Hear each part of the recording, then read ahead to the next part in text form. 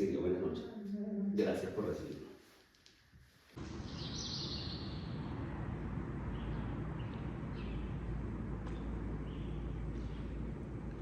Esto no es una entrevista. Esto es...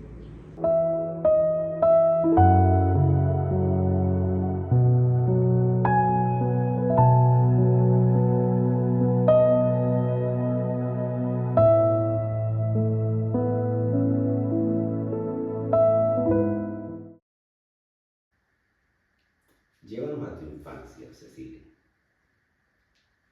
A mi infancia. Que te cuente un poco de mi infancia. Llévanos a tu infancia. Bueno, mi infancia fue la infancia más feliz que puede tener un ser humano para mí. Porque hice todo lo que quise, tuve mucha libertad, tuve unos padres muy amorosos. Me crié como en un paraíso, ¿sabes? Porque al lado de la casa de mi mamá había una familia que tenía un terreno muy grande. Y entonces en ese terreno había muchas plantas, o sea, muchas matas de fruta. Hubo de playa, tamarindo, mango, níspero, mercurio. Y de paso había un árbol de mango con una cueva y uno se subía por ahí, eran 3 hermanos varones y 2 hembras y yo que me agregaba ahí a jugar con ellos. Nos subíamos por ahí y nos bañábamos en un tanque. Teníamos unos caballos que eran de palo de cepillo, entonces amarrábamos un caballo y corríamos por todo eso y en una edad de 8 o 9 años, eso era como muy grande. Comíamos todas las frutas que queríamos, peleábamos, jugábamos. Y bueno, esa fue mi infancia. Aparte de eso, pues, en mi casa, mi mamá, mi papá, unos padres muy especiales, llenos de amor, de cariño. No me faltó nada, yo fui muy feliz. Tuve mi cuñado también que era joven, el esposo de mi hermana la mayor, Emilio, que me daba todo lo que yo quería. ¿Qué quieres que te compre hoy? Un trompo, me lo compraba, unas metras, porque a mí me gustaban los juguetes de varón. Una bicicleta. La mayor ofensa era que me regalaran una muñeca, eso sí no Pero los juguetes sí. Tuve mi infancia muy feliz. Tenía mi grupo de amigos varones, de todo, eran más varones que hembras, donde nos reuníamos en una esquina a jugar chapita, a jugar trompo, los juegos de la época, pues. Ahí no había televisor, ni internet, ni nada de esas cosas, ni teléfono, ni nada de eso, sino calle. Nos bañábamos en la lluvia. Cuando venían los aguaceros bien fuertes, nos tirábamos en las aceras a bañarnos. Y una infancia muy, muy feliz. Todavía conservo algunos de esos amigos. Y uno de esos amigos fue mi esposa. Muy interesante, muy interesante. Iba con esa infancia que suena muy bonito, de verdad, como lo describe. Tuvo que haber sido muy espléndido, porque cuando te dije que no llevaras a tu infancia, fue lo primero que te vi. Uno siempre dice lo primero que se viene a la mente cuando te hacen ese cuestionamiento, porque es algo que te marcó en lo positivo. ¿Ibas tú sola, andabas con tus hermanas? No, sola porque mis hermanas me llevaban, la que me seguía me llevaba 9 años. Entonces siempre sola con muchos amigos, primos, primas. Ya luego de ese tiempo comenzamos a crecer y van cambiando un poco las cosas, ¿no? Sí, a los 13 años teníamos una miniteca. Y yo era parte de era el jockey de la miniteca. Se llamaba The Golden Scar Discoteca.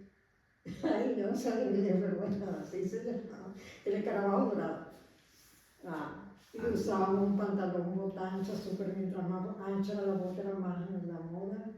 Se usaba muy bajito a la cadera, con una correa muy, muy gruesa de cuero. Bota de cuero hasta aquí hasta arriba. Y bueno, ese era el uniforme de la miniteca. Aparte de eso, antes de esa miniteca, la única persona que tenía un sonido en la cuadra, en el barrio, era yo. Entonces me invitaban a todas las fiestas porque sin mí no había música. Llevaba la música. Llevaba la música. Pero imagínate, era un aparatico así, de esos antiguos de aguja. Y las luces, me acuerdo que un primo mío las prendía y las apagaba.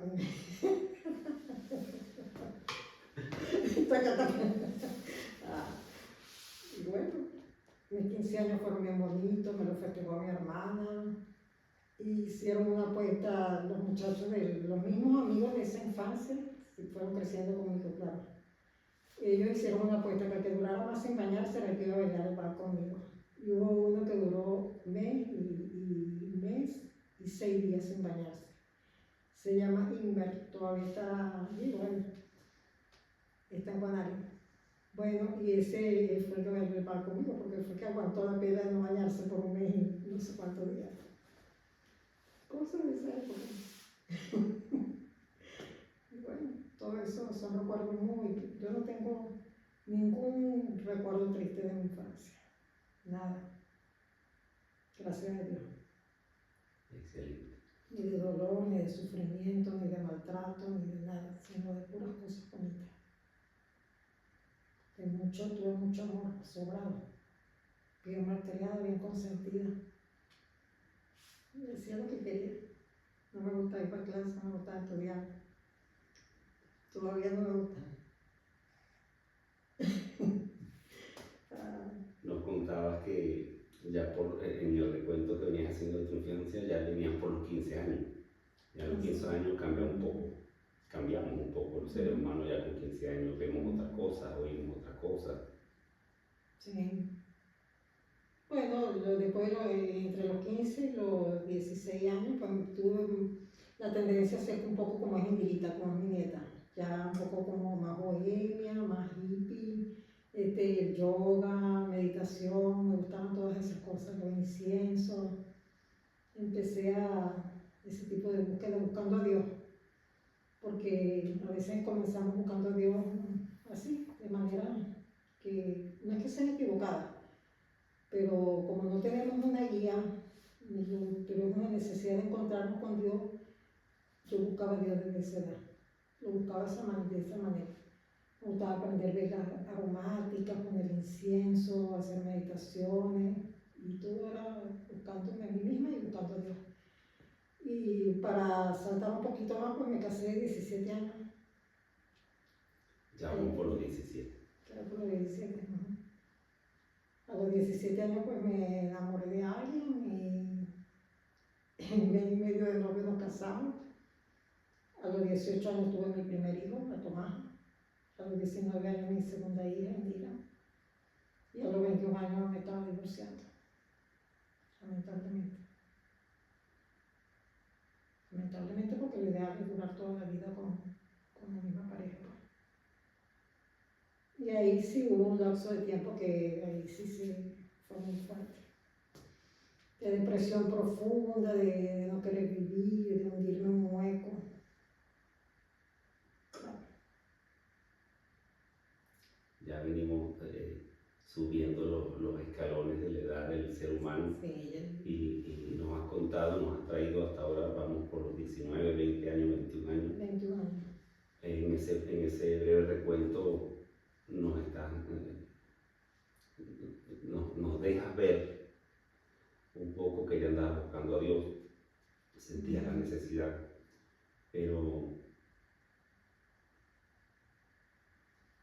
¿cuál fue ese momento o ese cambio que tú dices? Porque en mi caso decimos, bueno, yo en algún momento dije que creía en Jesucristo, pero de verdad hay un momento decisivo, un breakpoint, el momento de la verdad, o como dice mi hija mayor, Indira Cecilia, dice el aha moment, es un término muy moderno, pero es el punto de quiebre, donde tú dices, o donde decimos los seres humanos, los que ya creemos en Dios y conocemos, que hay un cambio, que de verdad hay un cambio, que ya sentimos otra cosa. Bueno, a mí me tocó sufrir mucho antes de encontrarme con Dios, con el Dios real que yo conozco ahora. Porque no tenía conocimiento, es la verdad, no es que me esté disculpando, sino que quizás digan, pero que el Evangelio siempre se ha predicado y todo, pero no, yo lo busqué por muchos caminos que no eran. Estuve inclusive en las montañas, conocí la brujería profundamente, conocí el budismo, todo eso lo conocí y lo viví. No que yo era bruja ni budista ni nada de eso, pero estuve en esos lugares. Pero yo creo que Dios me permitió todo eso para prepararme para después llevar un pastorado. Pues. Porque si no lo hubiese vivido, no es igual que conocerlo por lecturas, que cuando uno vive las cosas. Entre los 24, 25 años más o menos, no, entre los 21 años y los 26 años, yo estuve caminando por todos esos lugares, conociendo todas esas cosas, siempre buscando a Dios. Eso sí, nunca hice cosas malas. Siempre sentía que había alguien que me protegía y me sacaba a tiempo para no caer en otras cosas que yo pude ver de cerca. Pues. En esas montañas se ven cosas horribles, maldades, cosas fuertes. Y yo siempre me mantuve ahí y siempre usé mucho la Biblia, aunque lo que leía era por los salmos. Leía los salmos y bueno, me refugiaba en los salmos y le pedía a Dios. Y siempre tuve una mamá que oraba por mí. Mi mamá oraba mucho por mí y eso me ayudó mucho, porque eso es muy importante, tener que o sea, nosotros como madres orar por nuestros hijos. Yo andaba en ese camino, pero mi mamá oraba por mí. Y yo sentía la oración de mi mamá. Porque cuando me iba a desviar o hacer cualquier cosa, había algo que me retenía siempre. Bueno, en ese tiempo también, nunca conocí a Jorge, ya lo conocía. Me casé con Jorge, nació Jorge Isel cuando yo tenía 28 años. Y mi encuentro con Cristo fue por Jorge Isel. O sea, Jorge Isel, mi hija, mi tercera hija, ella a los 6 años empezó a ir a la iglesia. Ella fue la primera que fue, con una vecina. Nos mudamos a una casa, yo estaba en plena depresión. Por eso es que es importante uno cantar o predicar o hacer algo, ser oído por otro, porque a veces al lado de nuestra casa tenemos a alguien que se está hundiendo y con el hecho de oírlo, sin necesidad de irle a predicar directamente, ya la persona puede ser salva. Mi experiencia fue que al lado de mi casa había una muchacha que cantaba. Y cuando yo estaba totalmente atormentada, que había momentos en que no quería vivir, caía en una depresión profunda, esa muchacha cantaba y yo me calmaba. Me acuerdo que me acostaba en un mueble y me quedaba así y me quedaba dormida. Y le decía yo a Jorge, esa muchacha que canta tiene algo, yo no le entendía qué era lo que cantaba, ni sabía que eran cristianos. No entendía de eso. Pero había algo en su voz que entraba a mi casa, porque nos separaba de una sola pared, que calmaba todo el ambiente. Y yo me relajaba, me calmaba. Y Jorge se hizo amiga de la hermanita de esa muchacha y la invitaron a la iglesia. Y me pidieron permiso, que si ella, yo le dije que sí, que fuera. Y como a los 8 días me dijo Jorge, mamá, yo quiero que vayas a la iglesia conmigo porque es el Día de las Madres y vamos a dar unos regalitos y todos los niños van a tener a su mamá y yo quiero que tú estés. Y le dije yo. Entonces la otra niña de 9 años me dijo, sí, hermana, vamos. Cuando ella me dijo, hermana, me sonó así tan raro. Y yo le dije, pero tengo que ponerme falda, porque era una iglesia pentecostal. Y ella me dijo, sí, tiene que ponerse falda. Y me acuerdo que busqué en mi closet y había una sola falda de paso de color amarillo. Amarillo así chillado, muy horrible la falda. No sé ni qué era esa falda, porque estaba en mi closet. Y bueno, me la puse y fui por Jorge Isel. Cuando yo llegué a esa iglesia, la primera vez me recibieron con un abrazo. Por eso es que es bien importante cuando alguien llega a la iglesia, no que lo miren como en algunas iglesias que miran así como raro cuando llega alguien nuevo, sino que lo reciban con un abrazo y con amor. Se acercaron como 3 viejitas y me abrazaron. Y yo me sentí en la gloria, porque como yo venía tan maltratada por el mundo y por la vida, con tanto dolor encima por tantas cosas que ya había vivido, ese abrazo fue como, bueno, como un bálsamo. Y me estuve ahí viendo y bueno, no entendía nada de lo que decían, hablaban de Dios, hablaban de la Biblia, el pastor predicó, tocaron tambores y yo me sentía era que estaba con un grupo de personas que eran como de otro país. Y decía, ¿dónde es esta gente? Porque claro, una iglesia pentecostal, usaban velo, la ropa. Y al final de todo yo les dije, yo quiero pertenecer a esta iglesia. O sea, no les dije así, yo quiero inscribirme aquí. Así les dije, ¿cómo hago? ¿Hay que pagar algo? ¿O cómo hago? Le pregunté a una de las viejitas. Entonces la viejita me dijo, usted lo que quiere es entregarse. Cuando me dijeron entregarse, yo dije, pacto satánico entrega. Yo dije, no, eso no, yo que quiero pertenecer, venir, seguir viniendo. Hay que pagar algo, hay que inscribirse, ¿qué hay que hacer? No, hermana, tienes que recibir a Cristo, entregarse a Él. Y yo asustadita, corazón así, póngase de rodillas. Y yo supe lo que estaba haciendo, pero quería estar ahí, pues. O sea, a mí no me evangelizaron, que me explicaron ni de la salvación, ni de la cruz, ni de Cristo, ni de nada. Simplemente me dijeron, entréguese. No sabía ni a qué me estaba entregando, pero sí sabía que si para estar en ese ambiente, que me sentí tan a gusto, me sentí tan bien, yo dije, bueno, si hay que hacer eso, lo hago. Me hinqué, me hicieron una oración repetida, yo lo repetí cuando me recibo Cristo en mi corazón, y todo lo que ya sabemos. La hice y comencé a ir. A los 2 meses ya era maestra de niños, maestra de jóvenes. A los 6 meses ya estaba pastoreando y ahí tenía 33 años. Hasta el día de hoy, firme. Nunca me he apartado, ni quiero apartarme. ¿Quién nos separará del amor de Cristo? Ni tribulación, ni angustia, ni hambre, ni desnudez, ni la vida, ni la muerte, ni nada, ni principado, ni potestad, nada nos podrá separar del amor de Dios. Quizás he dejado de congregarme un tiempo, sí lo he hecho. Me he decepcionado de algunas iglesias, también lo he hecho. No lo voy a negar. Me he decepcionado de algunos pastores también. Pero también he entendido que, bueno, somos humanos y todos tenemos fallas y cometemos errores. Pero de Cristo no. De Dios jamás. ¿No? Y le pido que nunca lo permita. Porque yo sé que no depende de mí, depende de Él. O sea, yo estoy dispuesta a estar con Dios hasta el final. Pero tampoco me jacto de que nunca lo haré porque Él es el que decide. Ya llegué a los 70, creo. Casi los 70 que voy a cumplir. Nos trae con tu historia viviendo una montaña rusa de emociones y vivencias, donde hay un pico altísimo de alegría, un pico altísimo que busca estabilidad en el amor, en el matrimonio, con tus hijos, formar una familia, que nos cuentas que era tu anhelo que fuese tu familia, tu único esposo, tu única pareja. Luego, por cuestiones de la vida, se puede decir, viene tu divorcio, vemos que ya ese pico de alegría y de emociones poco a poco viene bajando. Nos describe una profunda depresión, un profundo dolor, peso.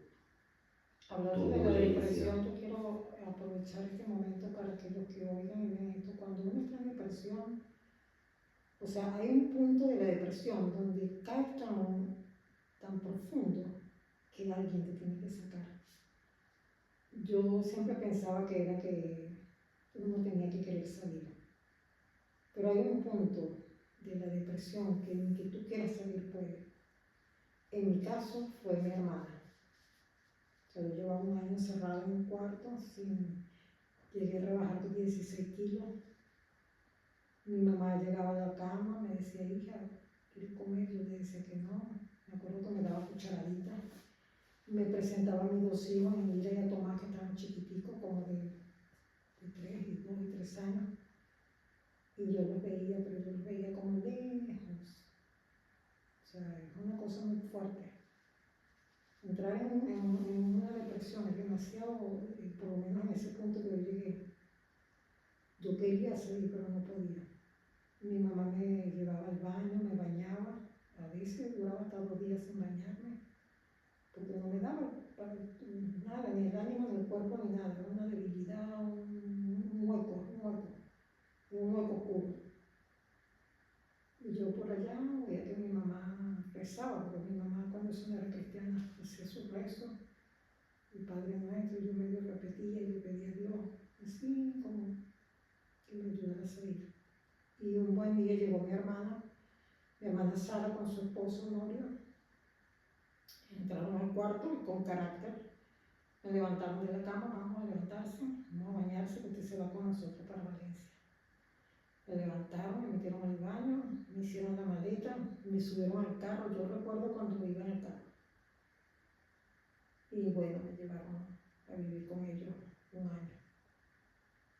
Y se dedicaron a cuidarme, a atenderme. No era que mi mamá no lo hacía, sino que quizás mi mamá ya tampoco tenía la fuerza. Y bueno, yo toda la vida les estaré agradecido a ellos. En ese año yo venía cada 15, 20 días a ver a mis hijos que quedaban con mi mamá, y mi anhelo era, después que me empecé a recuperar, era recuperar a mis hijos, pues, tener mi casa para vivir con ellos. Y en uno de esos viajes fue que coincidí con Jorge.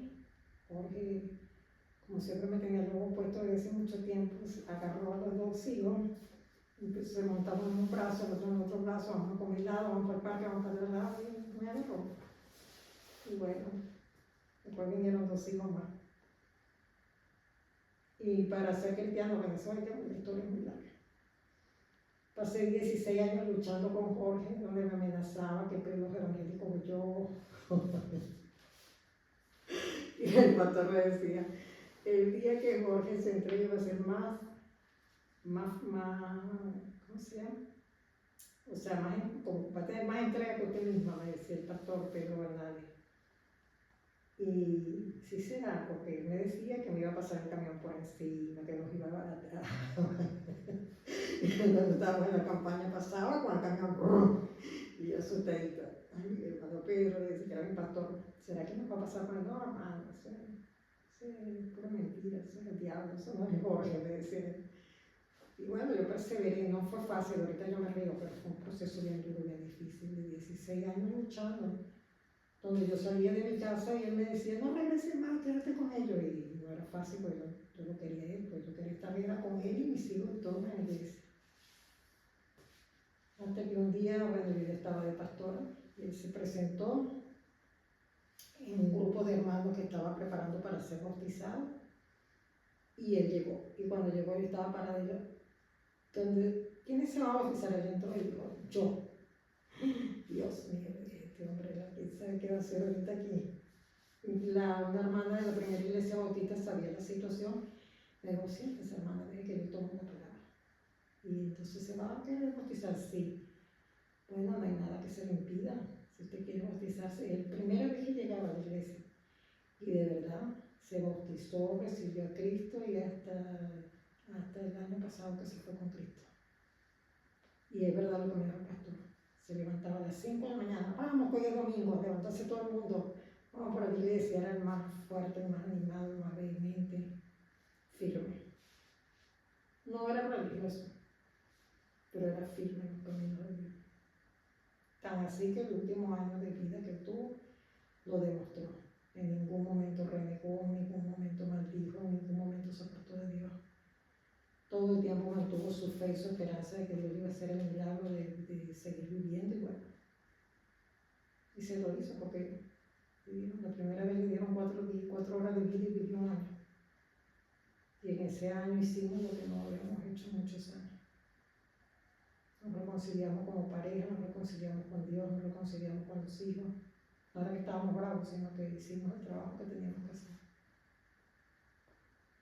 Bueno, gloria a Dios. Y ahora pues me estoy congregando con mi pastor él, no era, que anteriormente yo era su pastora, y estoy como dando los primeros pasos de nuevo. No porque me había apartado, sino que por la situación que viví con Jorge, por muchas desilusiones con algunos pastores, iglesias, hermanos, por el decaimiento, estuve a punto de no regresar a congregar. Pero no quiero hablar de eso. Llegué aquí, yo me trajo para acá, ¿verdad? El primer día no lo niego, fui a jugo. Me quedé dormida. En el primer culto, ¿verdad que sí? Me dio sueño, me dio lo que era todo nuevo creyente. Dije, qué fastidio, decía por dentro, quiero que termine rápido. ¿Sí? así somos cuando estamos dando los primeros pasos. Pero empecé a tomar como a retomar lo que ya se me había olvidado, ¿sabes? Cuando tú me predicas, cuando tú me empiezas a dar tu enseñanza, empiezo como a revivir lo que hace más de 30 años yo ya escuché. Que no era que se me había olvidado, sino que estaba como adormecido. Y bueno, no sé si volveré a pastorear o no. No llevo esa intención. Igual pastorear no necesariamente es en un púlpito, eso también lo aprendí. Aquí estoy pastoreando un poquito a los españoles, sin necesidad de estar en una iglesia tampoco.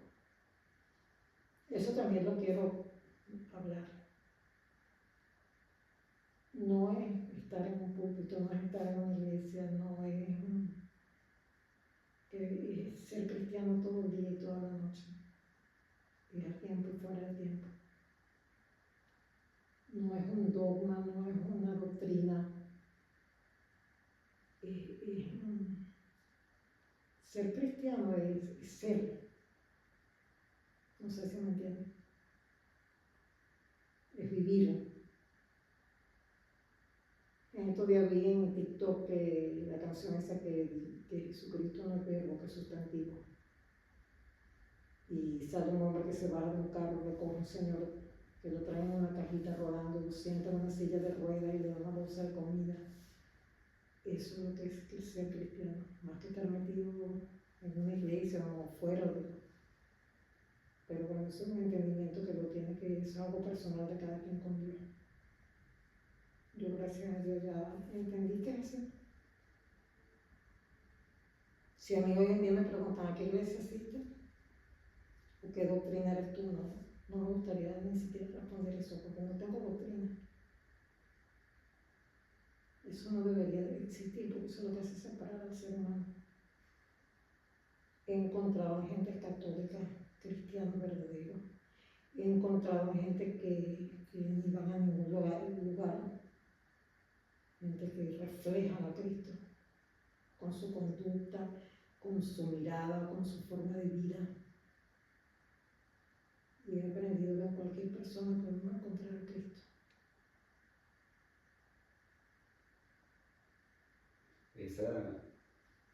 En ese recuento que nos vienes haciendo de tu historia, Cecilia, de tu vida, en este breve recuento, esa Cecilia que ves en ese hueco, esa Cecilia que ves en la niñez, esa Cecilia que ves en la juventud, esa Cecilia que fue tu hermana Sara y sacó del cuarto, y la Cecilia actual. ¿Qué no es la diferencia? Es ¿qué hay de esa Cecilia en la actual Cecilia? Hay de cada momento, hay un poco de la niñez, de todas esas etapas, es la misma. Ahora me como si he retrocedido, ahora me gusta más el rock de nuevo, como estoy con una etapa, no es que no quiero que como la vida ridícula, ¿no? Bueno, es que estoy haciendo muchas cosas que yo no hacía aquí, que yo había dejado de hacer. Estoy sola para empezar, o sea, sola me refiero a sin pareja. He tenido que hacer cosas que yo ya las había dejado de hacer por comodidad, porque Jorge las hacía por mí.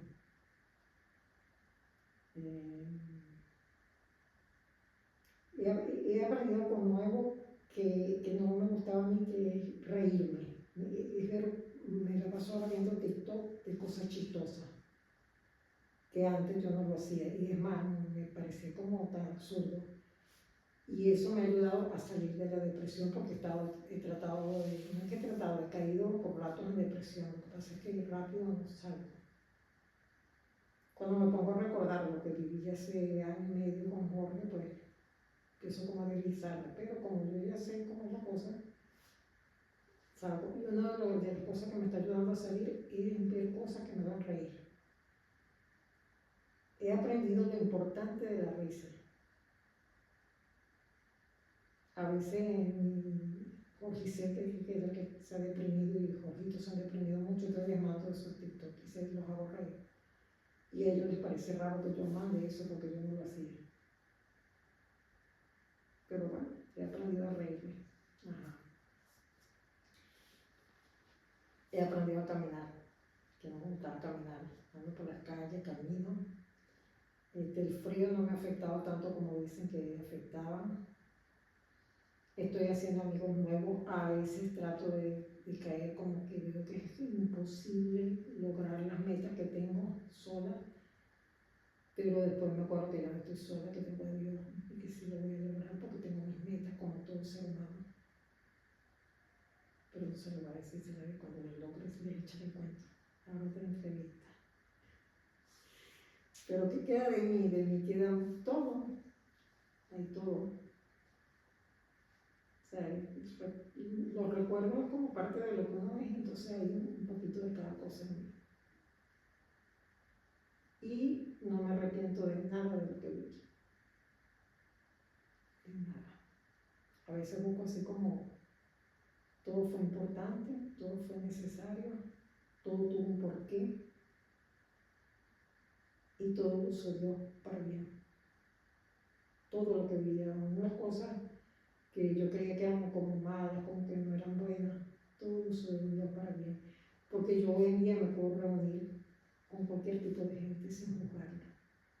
Los puedo entender, los puedo querer y les puedo hablar de Dios. Y sé que todos tienen una oportunidad. Porque si yo la tuve, los demás también la tienen. Yo no me arrepiento de nada. Ni siquiera de las 2 cajas de cigarro que me fumaba casi diario. Ni de eso me arrepiento. Que fue el vicio que yo tuve. Fue necesario que yo lo viviera. Pude vencerlo, lo pudo vencer Dios por mí porque yo sola no hubiese podido. Pude salir de ahí y ahora me doy cuenta que de cualquier situación se puede salir si uno se entrega a Dios. De cualquier cosa, de cualquier vicio, de cualquier situación. No es necesario quitarse la vida, no es necesario hacerse daño. Y el único que nos va a comprender y nos va a ayudar siempre es el Señor Jesucristo. Ese es el único verdadero amigo que tenemos, porque los demás nos van a decepcionar en algún momento, hasta nuestros propios padres, nuestros hijos, nuestras parejas. Pero Jesucristo nunca nos va a decepcionar. Te lo digo porque en los momentos más duros de mi vida yo me aferro a Él. Y es increíble cómo Él empieza a mostrarnos la salida. Lo que pasa es que a veces no la queremos ver. Y cabe decir todo lo que en Cristo que me fortalece.